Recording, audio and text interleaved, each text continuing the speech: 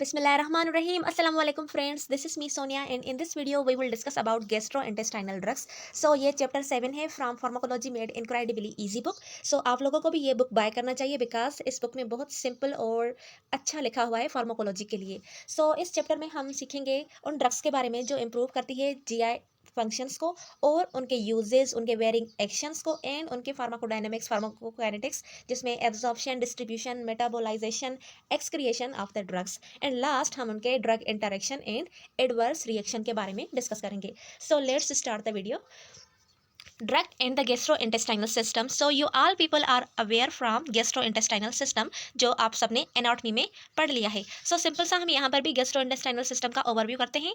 तो GI tract basically a hollow muscular tube है जो कि स्टार्ट होता है माउथ से और ख़त्म होता है एनस पे. अब इसमें क्या क्या कौन कौन से वो ऑर्गन्स है जो प्रेजेंट होते हैं. सबसे पहले इसमें फेरिंग्स आता है, देन फेरिंग्स के बाद oesophagus, then stomach and small and large intestine. So इसका जो मेन फंक्शन है वो क्या है, प्राइमरी इसका फंक्शन है to digest and absorb food and fluids and excrete metabolic waste. So ये इसका प्राइमरी फंक्शन है जिसमें फूड को डाइजेस्ट करता है, उसको एब्जॉर्ब करता है और उसको एक्सक्रिएट करता है. ठीक है, तो ये सिंपल सा ओवरव्यू था गैस्ट्रोइंटेस्टाइनल सिस्टम का.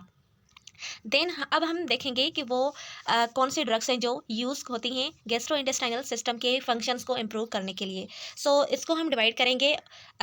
यहाँ पर इसके क्लासेस हैं. Classes of drug use to improve GI function include anti ulcer drug.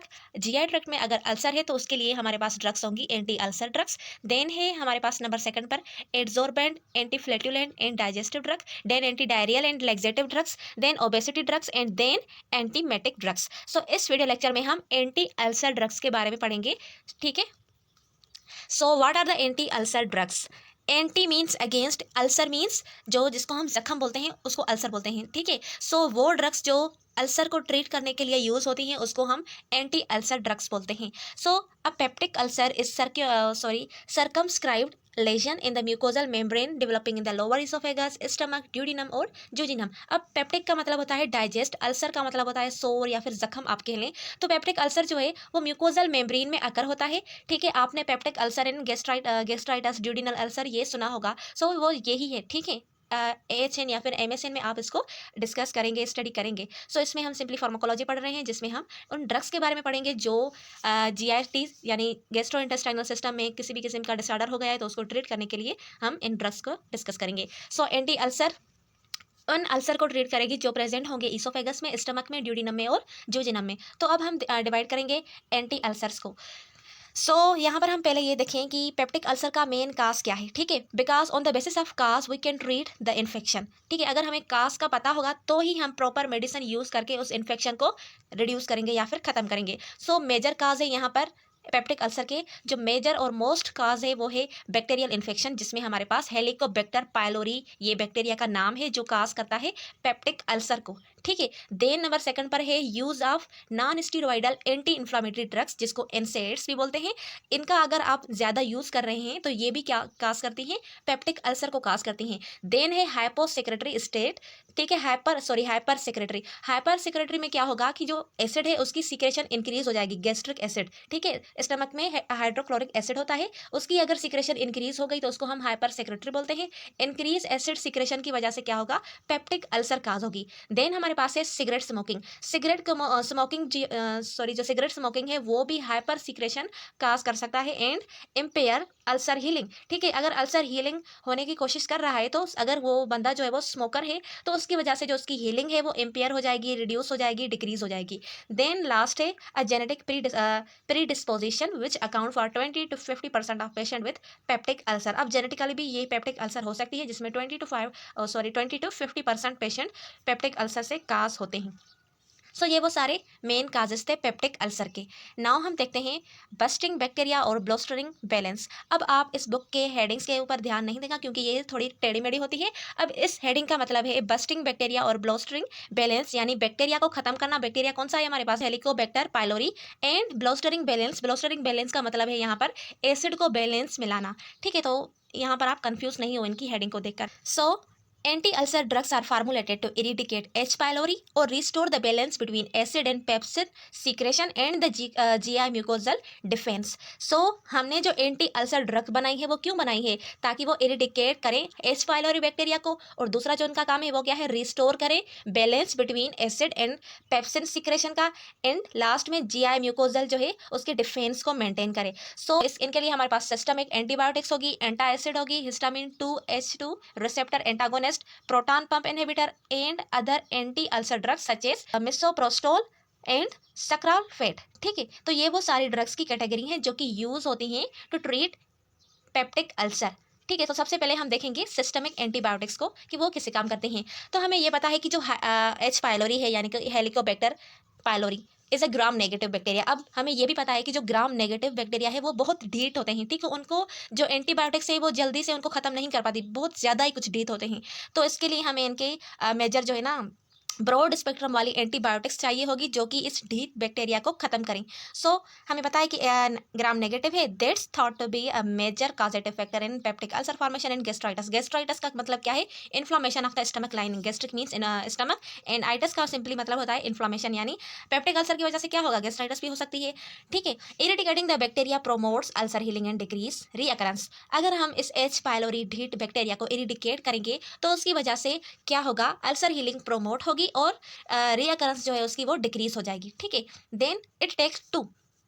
अब हमें यह भी पता है कि सक्सेसफुल ट्रीटमेंट के लिए हमें एक जो मेडिसिन है वो तो यूज़ नहीं करनी पड़ेगी, इसके लिए हमें 2 या फिर मोर एंटीबायोटिक्स की कॉम्बिनेशन ड्रग थेरेपी यूज़ करनी पड़ेगी, जिसकी वजह से ये ढीठ बैक्टीरिया खत्म होगा।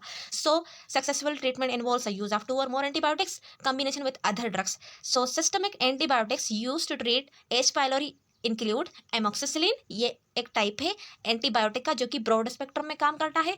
देन है हमारे पास क्लेरिथ्रोमाइसिन, मेट्रोनिडाजोल एंड टेट्रासाइक्लिन। तो ये वो सारी 4 एंटीबायोटिक्स हैं जो कि यूज होती हैं to treat H pylori bacteria. So अब हम देखेंगे इनकी फार्माकोकाइनेटिक्स कि हाउ ड्रग सर्कुलेट। फार्माकोकाइनेटिक्स का मतलब होता है कि जो बॉडी है वो हमारे ड्रग्स के साथ क्या सलूक कर रही है। ठीक है, how drugs circulate. So systemic antibiotics are variably absorb from the GI tract. अब जो सिस्टमिक एंटीबायोटिक्स है वो वेरिएबली एब्जॉर्ब होती हैं जीआई ट्रैक्ट से। देन है हमारे पास ये एक फ्लो चार्ट है, इसको आप देख लें। से ये पूरा फ्लो चार्ट है जिसमें ये शो किया गया है कि जीआई ट्रैक्ट जो है उसमें कहाँ कहाँ पर कैसे कैसे ड्रग्स जो है वो एब्जॉर्ब हो रही हैं। सो हम देखते हैं इसका। सो anti ulcer drug and digestive drug that effects GI secretion can decrease secretory activity. अब हम जो एंटी अल्सर या फिर डाइजेस्टिव ड्रग थेरेपी यूज़ कर रहे हैं गैस्ट्रो इंटेस्टिनल फंक्शन को इम्प्रूव करने के लिए, तो वो कुछ ना कुछ तो करेगी, या फिर वो सिक्रेशन को डिक्रीज या इंक्रीज कर सकती हैं।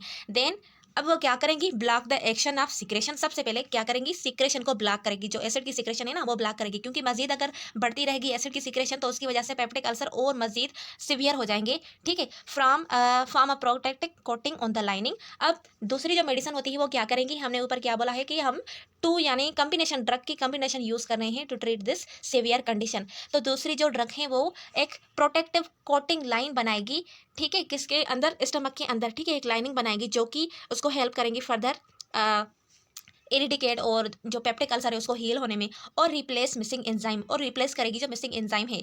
सो ये इलस्ट्रेशन आप देखें। सबसे पहले यहाँ पर माउथ, फेरिंग्स, इसोफेगस आ गया। अब हम देखेंगे जो हमने ऊपर ड्रग्स डिस्कस की और ड्रग्स की फार्माको डायनामिक्स। सो हिस्टामिन 2 सबसे पहले है हमारे पास। Histamine 2 receptor antagonist act here to block histamine from stimulating acid secreting parietal cell. अब जो हिस्टामिन 2 रिसेप्टर एंटागोनिस्ट है वो एक्ट करेगी ताकि जो हिस्टामिन है वो ब्लॉक हो जाए, और उसके ब्लॉक होने से क्या होगा? एसिड की सिक्रेशन भी स्टॉप हो जाएगी। तो यहाँ इस हिस्से पर हिस्टामिन 2 जो है वो एक्ट करेगी। देन हमारे पास नंबर 2 पर जो ड्रग है वो है मिसोप्रोस्टोल। मिसोप्रोस्टोल एक सिंथेटिक प्रोस्टाग्लैंडिन है जो कि एक्ट होती है यहाँ पर, और ये इसका काम क्या है? इसका भी काम है to reduce gastric acid secretion.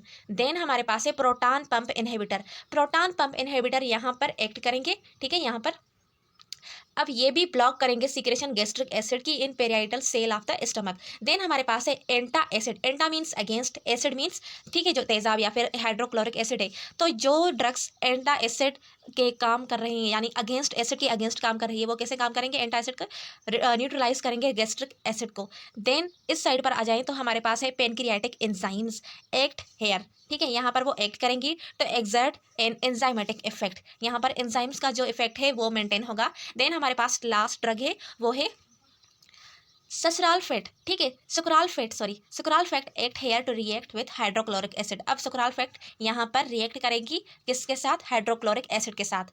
तो ये वो सारी एरिया थी जहाँ पर जो ड्रग्स है वो अपना वर्क शो करती हैं। देन हम यहाँ पर नीचे देखें, इसकी हम अभी यहाँ क्या पढ़ रहे हैं? फार्माकोकाइनेटिक्स पढ़ रहे हैं कि जो बॉडी है वो हमारे ड्रग्स के साथ क्या सलूक करती हैं।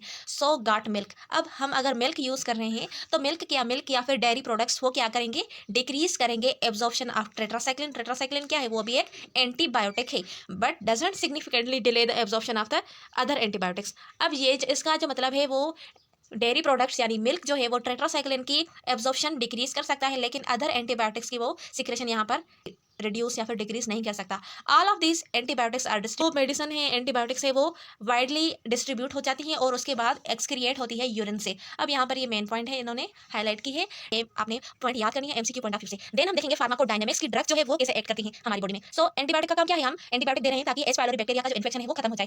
Antibiotic act by treating the H pylori infection. They are usually combined with H2 receptor antagonist or a proton pump inhibitor। तो यहाँ पर हम ट्रिपल थेरेपी देते हैं, जिसमें हम एक एंटीबायोटिक लेते हैं, दूसरा हम H2 receptor antagonist लेते हैं और तीसरी जो चेयर ड्रग है वो प्रोटॉन पंप इनहिबिटर यूज करते हैं ताकि स्टमक एसिड जो है उसकी सिक्रेशन डिक्रीज हो जाए और फर्दर जो है ना हीलिंग का प्रोसेस स्टार्ट हो जाए, प्रमोट हो जाए। तो ये सिंपली फार्माकोडायनामिक है इन ड्रग्स का। अब हम देखेंगे फार्माकोथेरेपेटिक्स की इनकी थेरेपेटिक्स क्या है, हाउ हम कैसे हम इनको यूज कर सकते हैं। सिस्टमिक एंटीबायोटिक्स जो है वो इंडिकेट होती है फॉर एच पाइलोरी इरिडिकेशन। ठीक है, एच पाइलोरी को इरिडिकेट और फर्दर ड्यूडिनल अल्सर को रिस्क को प्रिवेंट करने के लिए हम सिस्टमिक एंटीबायोटिक्स का यूज़ करते हैं। देन हमारे पास है ट्रीटमेंट प्लान इसका। ठीक है ना, फार्माकोथेरेपेटिक्स का मतलब है कि कैसे हम इन ड्रग्स को यूज़ करेंगे। Treatment plan that use at least 2 anti microbial drugs. ठीक है, हमने ऊपर पढ़ा ना, तो ट्रिपल थेरेपी हम देते हैं। इसमें हम 2 एंटीबायोटिक लेंगे। ठीक है, 2 anti microbial drugs and a proton pump inhibitor, उसके साथ एक प्रोटॉन पंप इनहिबिटर देंगे 14 डेज तक कंटिन्यूसली। एंड उसके बाद हम कंटिन्यू करेंगे proton pump inhibitor for more 6 more weeks. ठीक है, इस ट्रिपल थेरेपी के बाद हम फिर से प्रोटॉन पंप इनहिबिटर को 6 मंथ तक कंटिन्यू करेंगे, जिसकी वजह से क्या होगा कि जो एसिड है वो रिड्यूस हो जाएगा पेशेंट में और उससे क्या होगा, पेप्टिक अल्सर है वो हील हो जाएगी। ये थी फार्माकोथेरेपेटिक्स एंटीबायोटिक्स की और जीआईटी ड्रग्स की। अब हम देखेंगे ड्रग इंटरेक्शन। अब ड्रग इंटरेक्शन यानी एक दूसरे के साथ इंटरेक्ट करना। अब ड्रग इंटरेक्शन के साथ 2 सब्सटेंस का होना लाजमी है। ठीक है, किसी भी सब्सटेंस से ड्रग का इंटरेक्ट हो सकता है, आइदर अदर ड्रग हो या फिर कोई फूड पार्टिकल हो या फिर बॉडी के बाहर ही किसी दूसरे मटेरियल या पार्टिकल से मिलकर उसका इंटरेक्शन हो जाए, तो उसको हम ड्रग इंटरेक्शन बोलते हैं। बॉडी में हम देखें कि इनका कैसा इंटरेक्शन होता है। टेट्रासाइक्लिन एंड मेट्रानिडाजोल जो ड्रग हैं, they can interact with many other drugs. अब ये 2 ड्रग्स जो है ना वो many other drugs means different type of drugs के साथ इंटरेक्ट कर सकते हैं और सीवियर कॉम्प्लिकेशन या फिर सिम्टम्स जो है वो काज कर सकते हैं। फॉर एग्जांपल, जो टेट्रासाइक्लिन है वो इंक्रीज करती है डिगॉक्सिन लेवल को and with when combined with methoxyflurane increase the risk of nephrotoxicity. अब अगर हम टेट्रासाइक्लिन को कंबाइनली यूज करेंगे इसके साथ मेथोक्सीफ्लोरेन जो कि एक एनेस्थीसिया है, ठीक है, तो वो क्या करेंगी, increase the risk of nephrotoxicity, यानी किडनी में टॉक्सिसिटी प्रोड्यूस करेगी, नेफ्रॉन्स में टॉक्सिसिटी प्रोड्यूस करेगी। देन है हमारे पास मेट्रानिडाजोल जिसको हम फ्लेजल बोलते हैं। Metronidazole and tetracycline increase the risk of bleeding when taken with oral anticoagulant. अगर मेट्रानिडाजोल और टेट्रासाइक्लिन को हम दोनों को यूज करें तो दोनों क्या काज कर सकती हैं, ब्लीडिंग का रिस्क कर सकती हैं। ठीक है ना, ब्लीडिंग करवा सकती हैं अगर ओरल और एंटीकोएगुलेंट्स के साथ हम इनको दें तो। अब हम देखेंगे इनके एडवर्स रिएक्शन यानी इनके कौन से एडवर्स रिएक्शन होते हैं। हर ड्रग का कोई ना कोई एडवर्स रिएक्शन जरूर होता है। ठीक है, फॉर एग्जांपल हम कोई ड्रग जो है वो हमने जो ड्रग्स यूज़ की हैं वो improve to GI tract function को यूज़ की हैं। ठीक है, जीआई ट्रैक्ट के फंक्शन को इंप्रूव करने के लिए हमने ड्रग्स यूज़ किए, लेकिन वो ड्रग्स जीआई ट्रैक्ट के फंक्शन को इंप्रूव करते करते उसके साथ एक अदर एडवर्स रिएक्शन भी शो करेंगी। उसमें हमारे पास आ जाता है मेन जो है मेट्रोनिडाजोल और clarithromycin and tetracycline. Commonly they can cause mild GI disturbance. ठीक है, माइल्ड जीआई डिस्टर्बेंस काज कर सकती हैं। देन नंबर 2 पर है हमारे पास क्लेरिथ्रोमाइसिन एंड मेट्रोनिडाजोल।